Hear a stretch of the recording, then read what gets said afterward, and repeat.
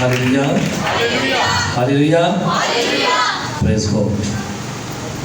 आप सबको खुदावंद यीशु मसीह के नाम में सलाम भी हो और खुशामदीद भी हो। आमीन।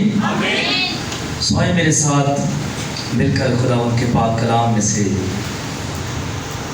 करंथस की कलीसिया के नाम पौलुस रसूल का पहला खत, उसका 9वां बाब और 23वीं आयत से लेकर 27वीं आयत तक खुदा के पाक कलाम में से हम तलावत करें। करंथस की कलीसिया के नाम पौलुस रसूल का पहला खत 9वां बाब और 23वीं आयत से लेकर 27वीं आयत तक खुदा के कलाम में से हम पढ़ें। खुदा के कलाम में यूँ लिखा हुआ है, और मैं सब कुछ इंजील की खातिर करता हूँ ताकि औरों के साथ उसमें शरीक हों।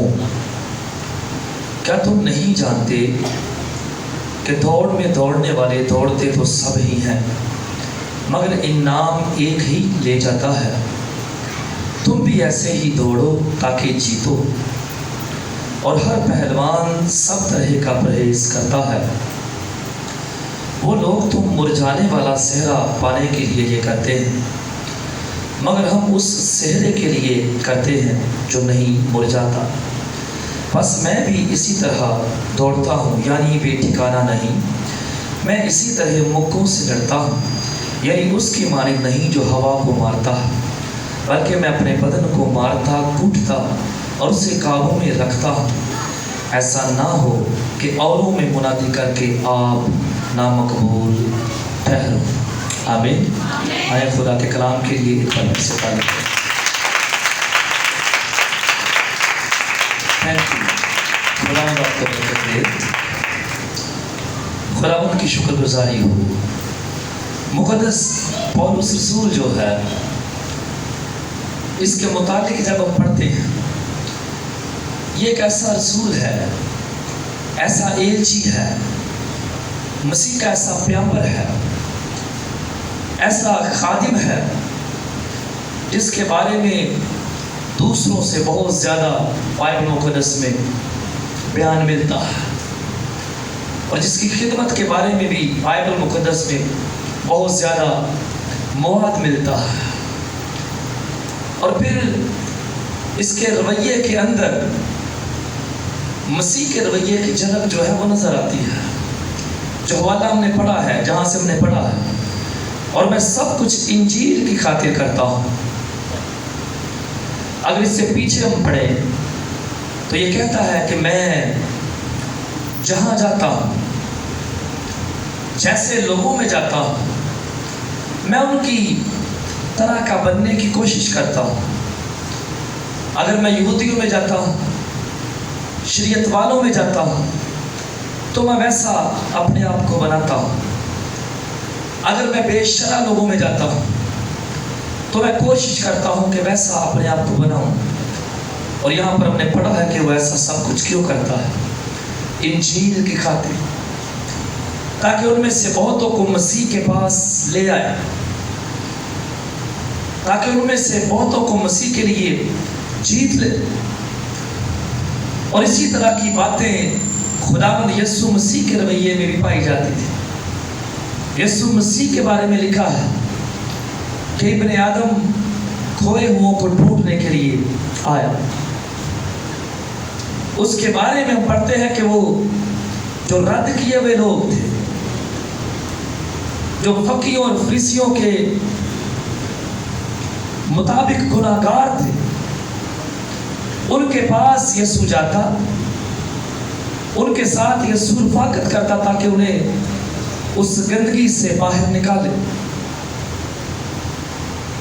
वो प्यार और मोहब्बत से उनके साथ गुफ्तगू करता, और यही रवैया इस रसूल की ज़िंदगी में हमें नज़र आता है। आमीन। हमने पढ़ा है कि मैं ये सब कुछ इंजील की खातिर करता हूँ। मैं ये सब कुछ इंजील की खातिर करता हूँ ताकि औरों के साथ उसमें शरीक हों। और फिर यहाँ पर इस हवाले में हमने दौड़ के मुतालिक पढ़ा है, कुश्ती के मुतालिक पढ़ा है, پہلوان کا ذکر یہاں پر ہمیں ملا، مکوں کا ذکر یہاں پر ملا۔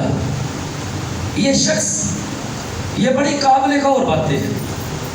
اس شخص نے جب یہ مسیح میں آیا ہے تو ٹوٹلی یہ روحانی ہے، اور یہاں پر یہ جسمانی اور روحانی چیزوں کا موازنہ کر رہا ہے۔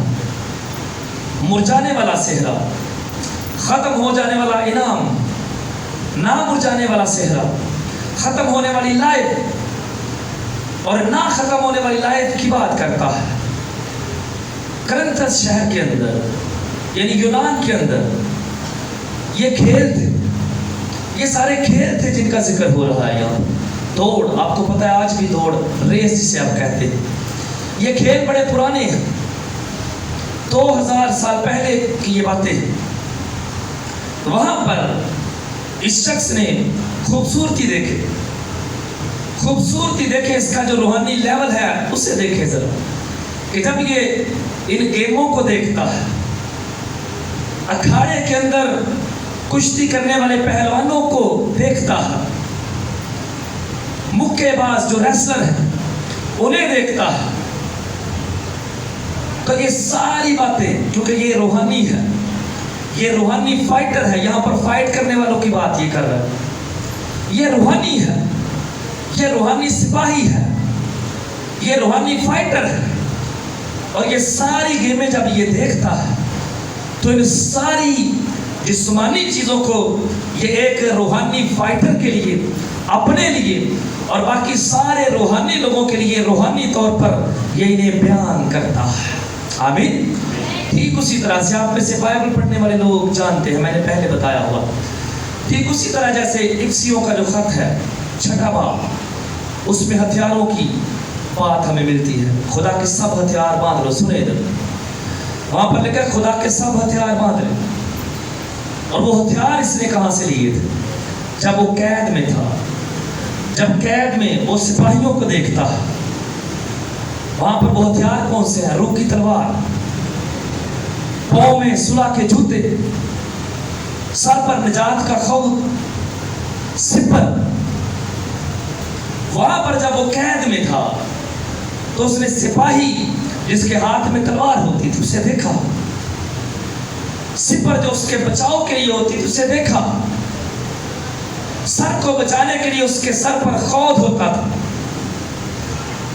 ان کے پیروں میں اوپر تک شوز، جوتے ہوتے تھے جو پیروں کی حفاظت کرتے تھے۔ اور اس شخص نے، میں نے یہاں پر بھی کہا اور وہاں پر بھی اس نے، اس کی جو ہسٹری ہے، بیس ہے، وہ یہ ہے کہ اس نے ان ساری چیزوں کو دیکھا جو ایک فائٹر، کیونکہ سپاہی لڑنے والے ہوتے ہیں، لڑتے ہیں، اور یہ ساری چیزیں جن کا ذکر افسیوں کے خط میں ہے سپاہیوں کی حفاظت کے لیے ہوتی ہے۔ اور چونکہ یہ روحانی فائٹر تھا، روحانی سپاہی تھا، اس لیے وہ ساری چیزیں لا کر خدا کے کلام میں پاک روح کی ہدایت کے مطابق ان ساری جسمانی چیزوں کو، جسمانی مٹیریلسٹک تلوار کو، خود کو، یعنی سارے ان ہتھیاروں کو روحانی طور پر خدا کے کلام میں بیان کر دیا۔ آمین۔ اور پھر کہتا ہے کہ خدا کے سب ہتھیار باندھو، اور یہاں پر بھی یہ پہلوانوں کا ذکر کرتا ہے، یہاں پر بھی یہ روحانی اور جسمانی فائٹرز کی بات کرتا ہے، اور اوپر کہتا ہے کہ میں یہ سب کچھ دکھ جو اٹھاتا ہوں، لوگوں میں جاتا ہوں، اس لیے کرتا ہوں تاکہ لوگوں کو مسیح کے لیے کھینچ لوں۔ اور پھر یہ کہتا ہے کہ یہاں پر جو دوڑنے والے لوگ ہیں، دوڑتے تو سب ہیں، دوڑتے تو سب ہیں، مگر انعام ایک لے جاتا ہے۔ جیسے اسٹوڈنٹس ایگزام تو سب دیتے ہیں، ایگزامس تو سب دیتے ہیں، محنت وہ سب کرتے ہیں، لیکن انعام، اول انعام جو ہے وہ کوئی ایک لے جاتا ہے۔ اول فرسٹ پوزیشن جو ہوتی ہے وہ کسی ایک کو ملتی ہے۔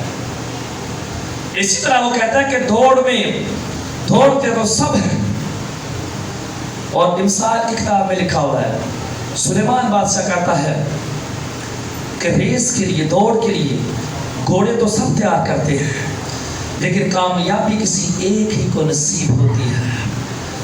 ایگزام تو سب دیتے ہیں، لیکن اول پوزیشن، پہلا انعام جو ہے وہ کوئی ایک لے جاتا ہے۔ لیکن یہاں پر خدا کا خادم کہتا کہ ہاں مسیحی لائف جو ہے وہ ایک دوڑ ہے.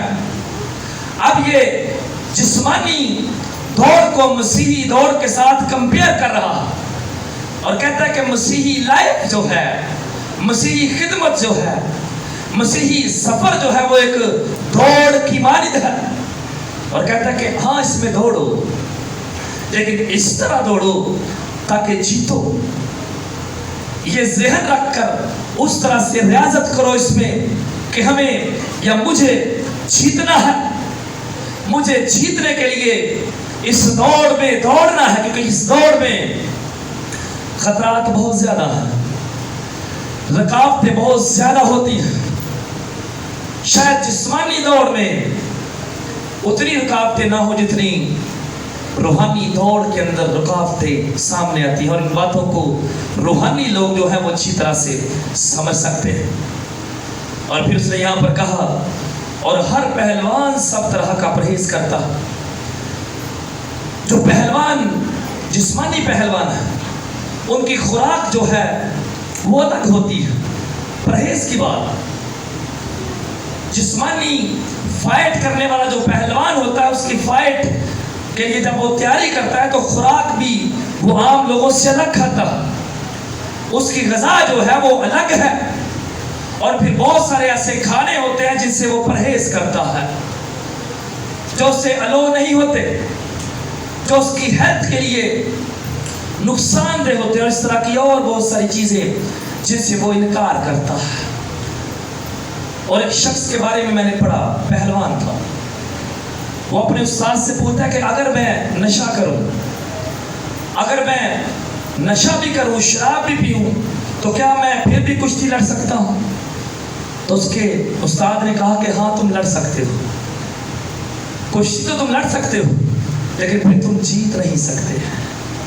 کشتی تو لڑ سکتے ہو لیکن پھر جیت نہیں پاؤ گے, کیونکہ جسمانی ہیلتھ جو ہے وہ ڈیمیج ہوگی, جسمانی صحت جو ہے وہ خراب ہوگی. اس لیے تم کشتی تو لڑو گے لیکن اس میں جیت نہیں سکو گے.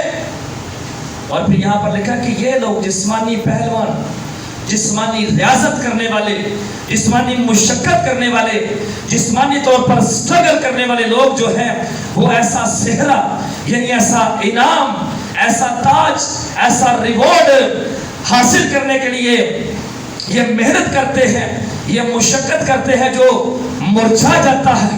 لیکن تم اس صحرے کے لیے, تم اس تاج کے لیے محنت کرتے ہو جو کبھی نہیں مرجھاتا, تم اس تاج کے لیے سٹرگل کر رہے ہو. یہ تو جسمانی فائٹر ہیں, یہ تو جسمانی لڑاکے ہیں, یہ تو جسمانی صحرا پانے والے ہیں. ان کی مشقت, ان کی ریاضت اور ان کا صحرا جو ہے یہ چند دنوں کے لیے ہے, یہ مرجھا جانے والا ہے, یہ ختم ہو جانے والا ہے. لیکن تم جس دوڑ میں دوڑ رہے ہو, تم جس کے لیے محنت کر رہے ہو, تم جس کے لیے وفاداری سے دکھ اٹھا رہے ہو, دوڑ رہے ہو, جب وہ تمہیں صحرا دے گا, جب وہ آپ کے سر پر تاج پہنائے گا تو وہ تاج لازوال ہوگا, وہ صحرا لازوال ہوگا. وہ اس مرجھانے والے صحرے کی مانند نہیں ہوگا, وہ اس مرجھانے والے تاج کی مانند نہیں ہوگا, بلکہ وہ ابدی وقت تک قائم رہے گا, وہ نہیں بجھائے گا.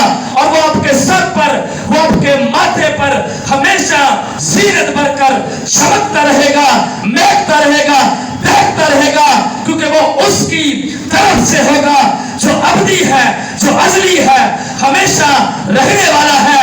اس لیے اس کا ریوارڈ, اس کا صلہ, اس کا انعام جو وہ بخشے گا وہ بھی ابدی ہے, ازلی ہے, وہ کبھی بھی نہیں مرجھائے گا. اس لیے وہ کہتا ہے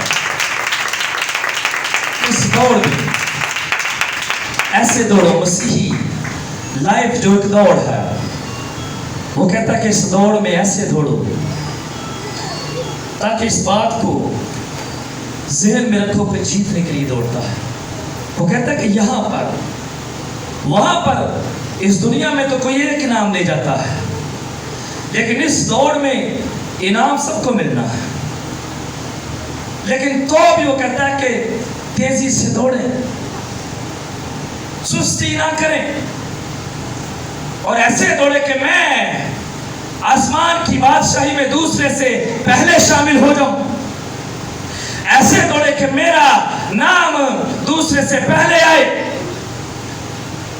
اور زمین پر رہتے ہوئے بہت بار سستی، کہلی، زمینی چیزیں، زمینی کام، عزیز، دوست، رشتہ دار اور بہت سارے اور مسائل ہماری روحانی زندگی میں رکاوٹ بنتے ہیں۔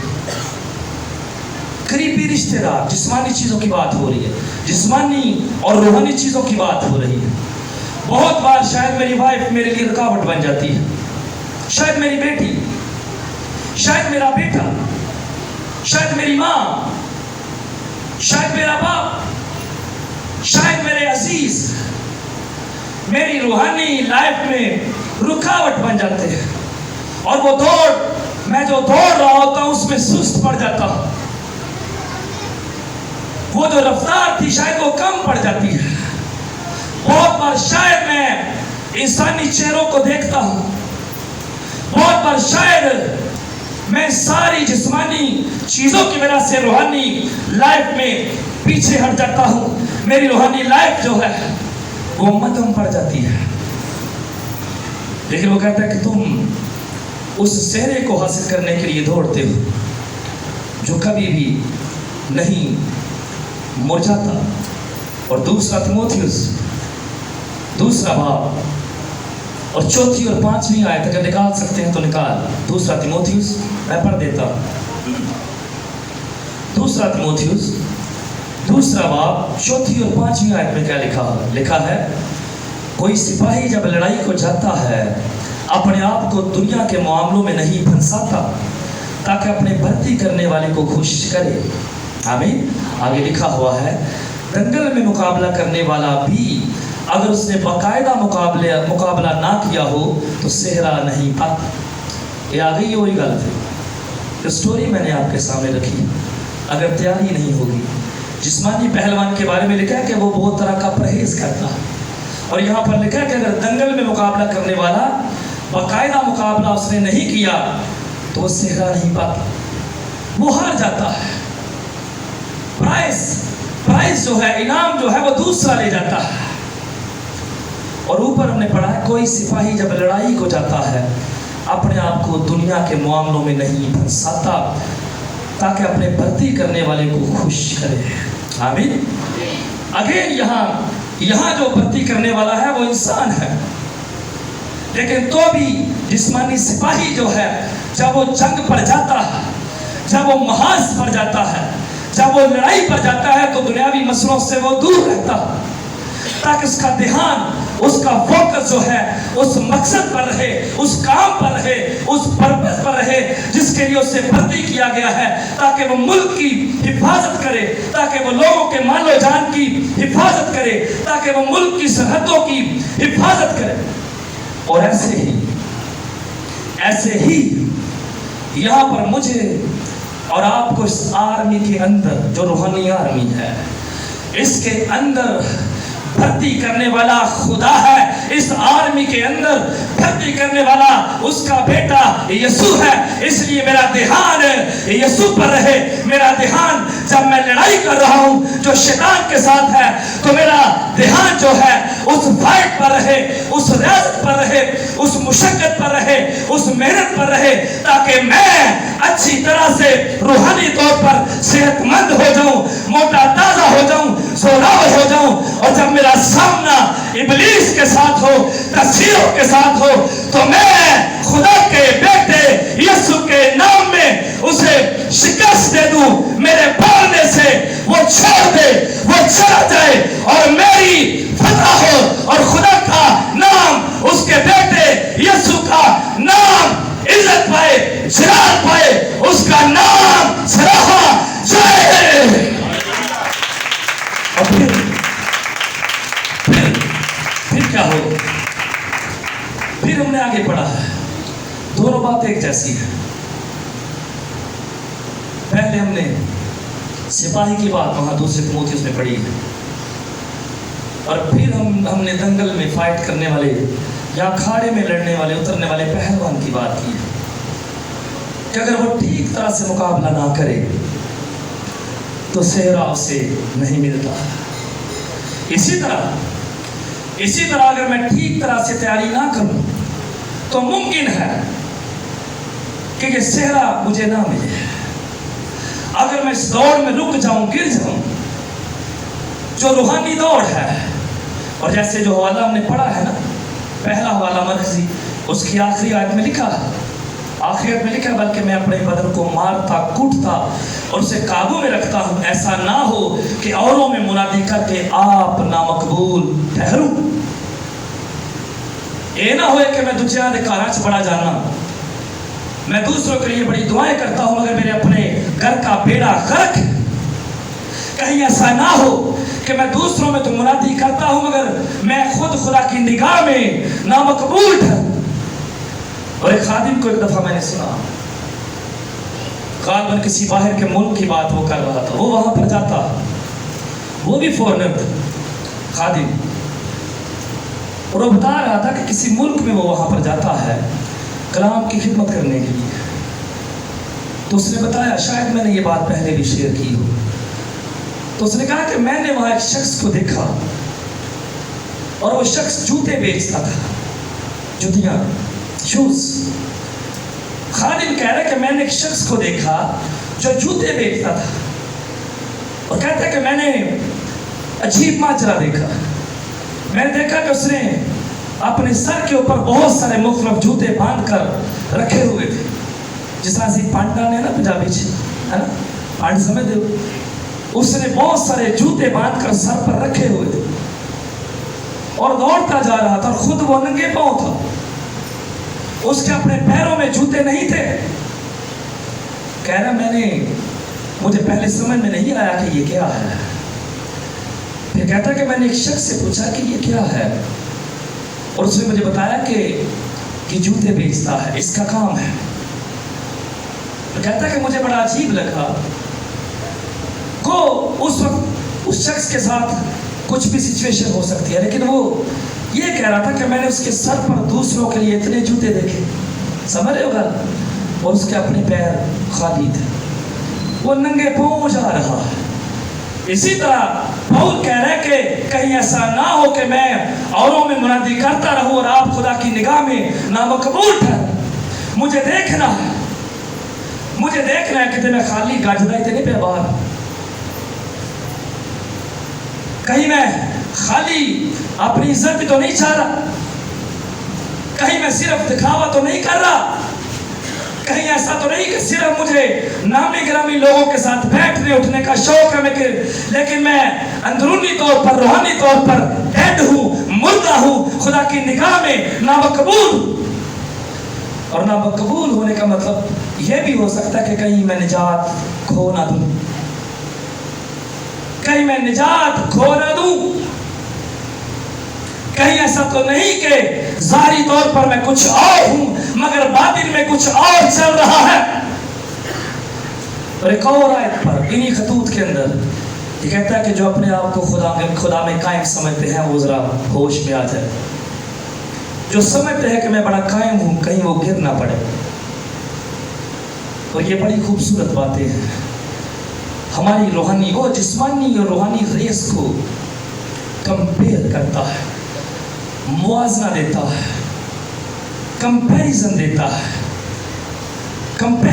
اور کہتا ہے کہ مجھے, حالانکہ یہ اتنا اچھا خادم ہے, اتنا اچھا رسول ہے, تو بھی دوسروں کو سمجھانے کے لیے یہ بڑی خوبصورت بات اینڈ پہ کرتا ہے. کہتا ہے کرتا تو میں دوسروں کو مسیح میں لانے کے لیے ہوں, لیکن مجھے بھی ذرا غور کرنا ہے کہیں ایسا نہ ہو کہ میں دوسروں میں منادی کرتا ہوں مگر خود میں کہیں نامقبول نہ ٹھہر جاؤں, خود میں کہیں سہرے سے, اس انعام سے, استاد سے محروم نہ رہ جاؤں. اور یہ آخر جو 27ویں آیت ہے نا, یہ بڑی پاورفل آیت, پاورفل تو ساری باتیں ہیں. یہ کہتا ہے بلکہ میں اپنے بدن کو مارتا, کوٹتا اور اسے قابو میں رکھتا ہوں, خود پر کنٹرول کرتا ہوں. ضبط نفس کی بات ہے, خود ضبطی کی بات وہ کر رہا ہے. جڑے پلوان لڑتے ہیں نا, کشتی کرتے ہیں, وہ بہت ساری چیزاں برداشت کرتے ہیں. ان کا برین بڑا مضبوط ہوتا ہے, بہت ساری چیزوں سے وہ کنارہ کرتے ہیں. جیسے یہاں پر پڑا ہے پرہیز. اسی طرح وہ کہتا ہے کہ میرا بدن چونکہ بدن ہے, اور یہ دھوکہ دیتا ہے. ہم میں سے اکثر اس بات کو اچھی طرح سمجھ سکتے ہیں. ہمارا بدن چونکہ بدن اور روح میں اکثر جنگ رہتی ہے, اور ساڈا بدن جڑا سانو اکثر دھوکہ دیتا ہے, اس کا بھی دیتا تھا. اسی لیے تو وہ لکھتا ہے کہ میں اپنے بدن کو مارتا کوٹتا ہوں تاکہ اس سے کنٹرول میں رکھ سکوں, یعنی اپنی خواہشوں کو. بدن کے اندر جو خواہشات اٹھتی ہے, بدن کے اندر جو نفسانیت ہے, جو جوش مارتی ہے, جو روح کی خلاف ورزی کرتی ہے, میں اپنے بدن کو مارتا کوٹتا ہوں تاکہ ان خواہشوں کو کنٹرول کر سکوں, تاکہ ان خواہشوں کو روک سکوں, تاکہ میں کہیں کوئی ایسا کام نہ کر بیٹھوں جو خدا کی نگاہ میں گناہ ہو. اس لیے وہ کہتا ہے کہ روحانی پہلوان کو ضرورت اس بات کی ہے کہ وہ ہر طرح کے گناہ سے پرہیز کرے, وہ ہر طرح کی نامناسب بات سے جو خدا کے کلام کے خلاف ہے پرہیز کرے, تاکہ اس کی روحانی صحت جو ہے وہ امپروو ہوتی چلی جائے, وہ بہتر ہوتی چلی جائے, اور خدا کے فضل سے ایک دن وہ وقت آئے کہ وہ نہ مرجھانے والا تاج, نہ مرجھانے والا صحرا جو ہے وہ حاصل کر سکے. یہ پہلوان تو چند روزہ ہے. سنیں بیٹا, ان کا جو انعام ہے وہ تو چند روزہ ہے, لیکن وہ کہتا ہے کہ جو انعام روحانی دور میں دوڑنے والے لوگوں کو ملے گا وہ لازوال ہے, اس پر زوال نہیں آئے گا. اس لیے آج اگر میں روحانی ہوں, اگر میں خدمت میں ہوں, تو پھر میں کتنا وفاداری کے ساتھ اس دور میں دوڑ رہا ہوں. اور ایک اور جگہ پر آخری حوالہ اسی تیموتھیوس کے خط میں غالباً بہت پاورفل, یہ چوتھے باب, دوسرا تیموتھیوس چوتھے باب کی 7ویں آیت کہتا ہے میں اچھی کشتی لڑ چکا. اور اکثر جب لوگ مر جاتے ہیں, رحلت کر جاتے ہیں, قبروں پر یہ ورسز لکھی جاتی, روحانی دور کی بات ہو رہی. وہاں پیچھے بھی کشتی کے بارے میں ہم نے پڑھا ہے جو حوالہ مرکزی تھا ہمارا. اب یہاں پر پاول کہہ رہا ہے کہ میں اچھی کشتی لڑ چکا, میں نے دوڑ کو ختم کر لیا. دیکھیں دوڑ کی بات پھر آ گئی. کہتا ہے میں نے دوڑ کو ختم کر لیا, میں نے ایمان کو محفوظ رکھا. اور آگے کہتا ہے آئندہ کے لیے میرے واسطے راست بازی کا وہ تاج رکھا ہوا ہے جو عادل منصف یعنی خداوند مجھے اس دن دے گا, اور صرف مجھے ہی نہیں بلکہ ان سب کو بھی جو اس کے ظہور کے آرزو مند ہیں. یعنی ہر ایک وہ شخص اس تاج کو پائے گا جو خدا کے بیٹے یسوع پر ایمان رکھتا ہے, جس نے اس زمین پر اس دوڑ کو اچھی طرح سے دوڑا ہے, ختم کیا ہے, جس نے زمین پر اس کشتی کو اچھی طرح سے لڑا ہے, جس نے اس زمین پر خداوند یسوع مسیح کو یعنی خدا کے بیٹے کو اپنی لائف میں, اپنے دل میں, اپنے برین میں, اپنی سوچوں میں, اپنے خیالات میں ویلکم کیا ہے, استقبال کیا ہے. وہ شخص جس نے اس دوڑ کو اچھے طریقے سے دوڑا ہے, جس نے فتح پائی ہے, ہر ایسے شخص کو اس وقت اس جہان میں ایسا تاج ملے گا جو کبھی بھی ختم نہ ہوگا. اور یعقوب 1:12 بھی پڑھ لیجیے گا, یعقوب کا خط بعد میں دیکھ لیجیے گا, 1:12 بھی دیکھ لیجیے گا. وہاں پر لکھا ہے جو آزمائش کو برداشت کرتا رہتا اس کے لیے ایک ایسا تاج رکھا ہے جو ختم نہیں ہوگا. وہاں پر بھی تاج کی بات ہے. اس لیے میں اور آپ جو نچوڑ ہے, جو کنکلوژن ہے, جو نتیجہ ہے وہ یہ ہے کہ آج اگر ہم روحانی ہیں, اس میں شک نہیں ہے, تو پھر ہم اس ریس کو کیسے دوڑ رہے ہیں, اس ریس میں کئی ایسے موڑ آئیں گے، شاید سانو ٹھیڈا لگ جائے، شاید کوئی آزمائش آ کے سانو ہلا دے، شاید وہ شخص جو پہلے میرے بڑے قریب تھا آج نہیں ہے، لیکن یاد رکھیں کہ ان چیزوں سے میری اور آپ کی روحانی لائف کو فرق نہیں پڑنا چاہیے، بلکہ مجھے سوچنا چاہیے کہ میں کہاں پر ہوں، میں کس کا منہ دیکھتا ہوں، خدا کا یا اس عزیز کا، اس دوست کا جو پہلے میرے ساتھ بڑا اٹیچ تھا، آج نہیں۔ میرے ساتھ اس چرچ کے اندر ان 6-7 سالوں میں بہت سارے پرابلم ہوئے ہیں، اور بہت سارے لوگ اس بات کو جانتے ہیں، یہ وڈیائی نہیں اپنے کر رہے، لیکن خدا کے فضل سے اس مقام پر، اس جگہ پر میں اس وقت بھی تھا اور آج بھی تھا، آمین۔ جب ہم اپنی اس دوڑ کو دوڑتے رہتے ہیں، اور میری بہن آخری بات پنجاب سے آئی ہوئی ہے، بھدرواہ کا پرابلم تھا، اب بھی ہے لیکن اب بہت کم رہ گئے،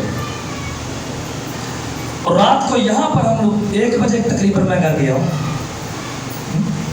تو یہ روز کی روٹین ہے میری، تو میں نے اس کے لیے کل اس کی طبیعت خراب تھی، جا کر پھر میں نے چھٹی لائی، جا کر 1:15 بجے سے تو آج بیٹھے، تو بدرواہ پتہ کہ کہہ رہی ہیں اس کو بڑی دیر سے پرابلم ہے، وہ جن لوگوں نے جادو کیے تھے، کروائے تھے، وہ سارے مر گئے، اور فائنلی